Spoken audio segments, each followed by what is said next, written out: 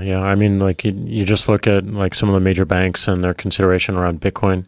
They all love blockchain because of the efficiencies it can create for their business and potentially new business lines. But I think there is a... Explain blockchain to people, for people who don't know what we're talking about. Blockchain is a distributed ledger. And what that means is that it's basically a distributed database where, the source of truth can be verified at any point around the network. And you can see, this annotation around how content or how around money like traveled.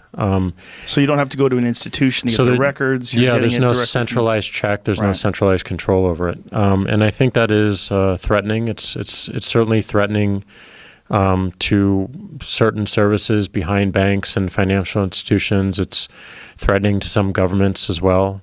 So I just look at this and like, how do we embrace this technology, not react to it in more from a threat standpoint, but like, what does it enable us to do and where does our value shift?